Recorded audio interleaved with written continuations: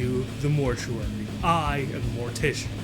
And today I have 2 albums from Vital Remains. Yes, we're continuing our Vital Remains Discog run with Into Cold Darkness and Forever Underground. I don't think I could do separate videos for these 2. I think it would just be best if we just wrap up what I consider to be the best era of Vital Remains right here with this video.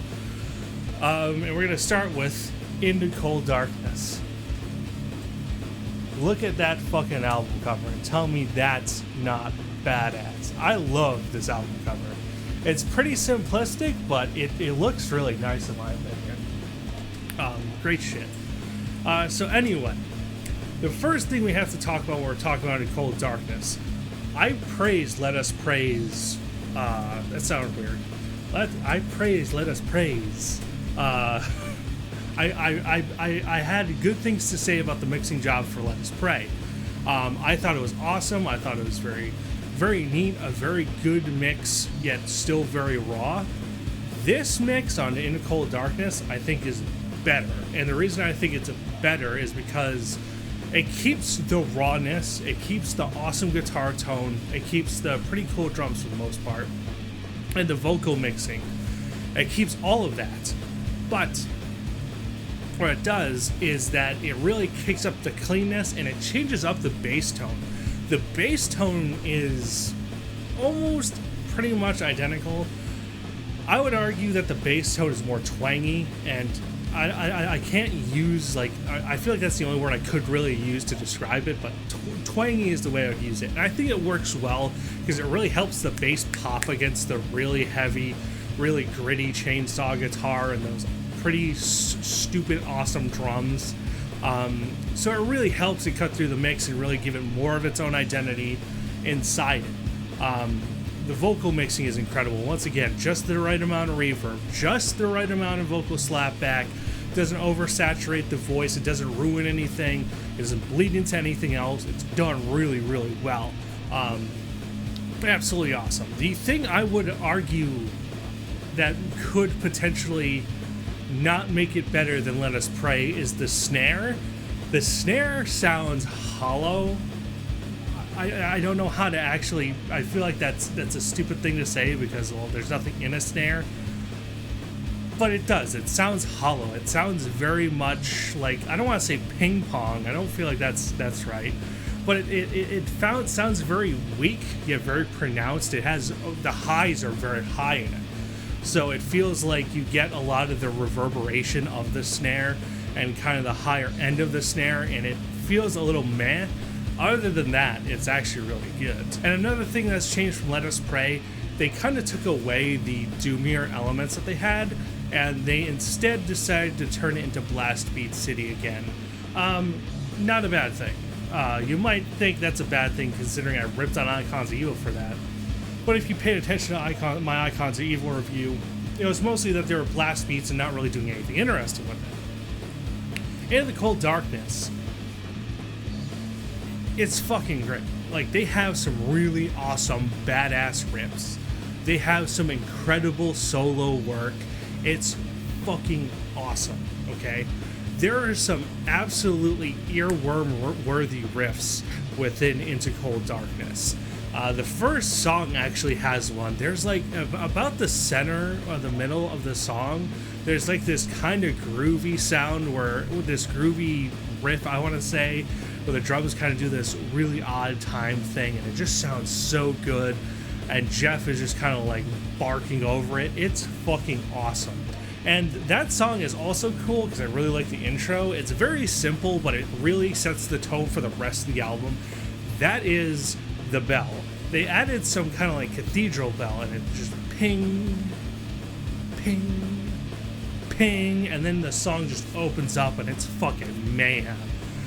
This is fucking phenomenal, okay? Into Cold Darkness is probably peak Vital Remains during this time. I probably will say that all throughout all 3 of these reviews. Like, I couldn't pick one, but they're all awesome.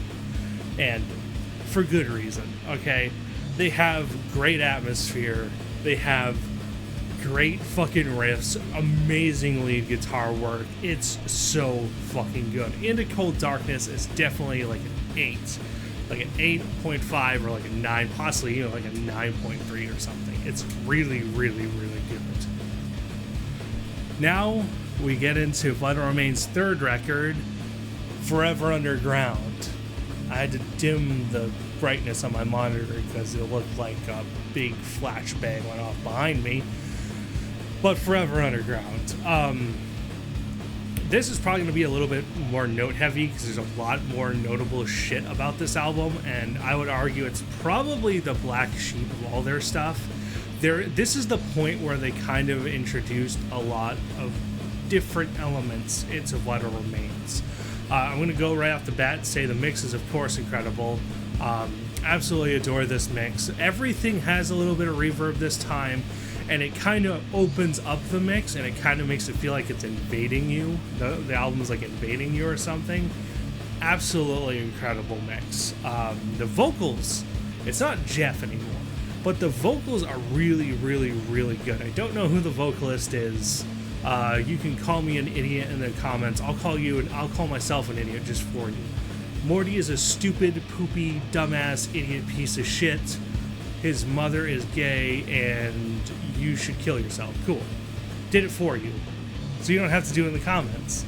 But no, the vocalist does an incredible job, and it's very good. Once again, perfect amount of reverb, perfect amount of delay.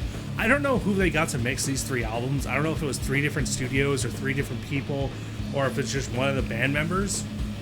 Whoever's doing it, they're fucking it up, man. They are jacking it up in like a good way. That makes it sound like they're doing really bad, but they're fucking doing an incredible job. They're really fucking this up, man. It's so cool. The snare is actually better than Into Cold Darkness. In Forever Underground, I feel like it's crisp, but it has a more full body, if that makes sense. It feels more filled in. It doesn't feel like there's something missing within the snare. It sounds good. It's great. The synth work is also incredible.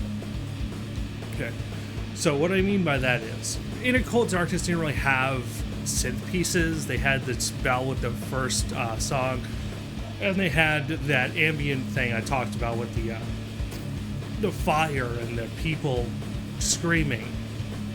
Let's Pray had good synth parts, but I would argue Forever Underground synths were more memorable.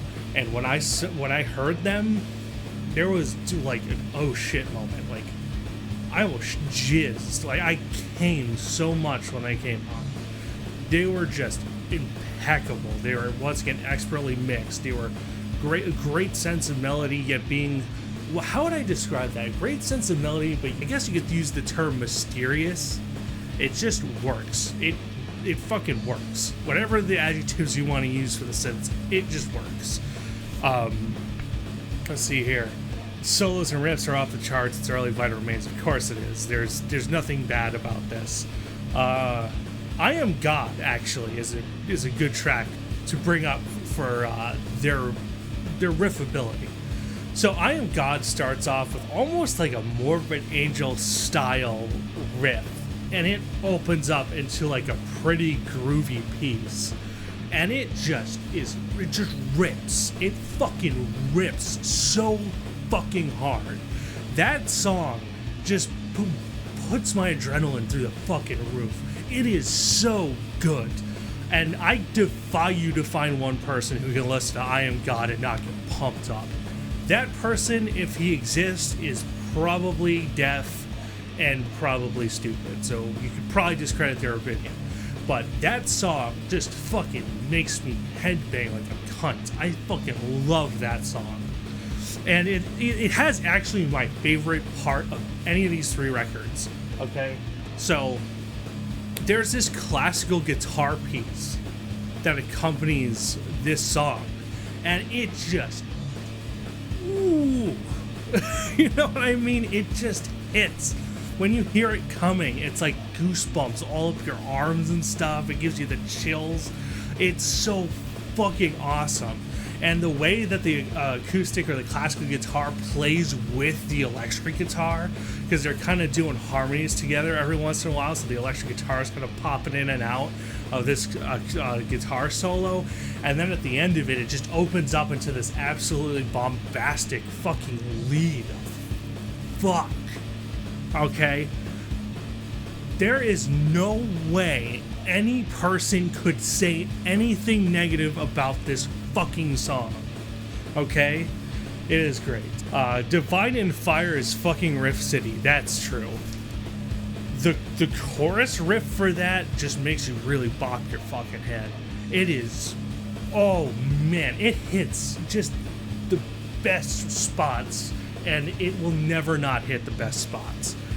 That fucking riff. I don't know how they came up with that, but they need to do that again.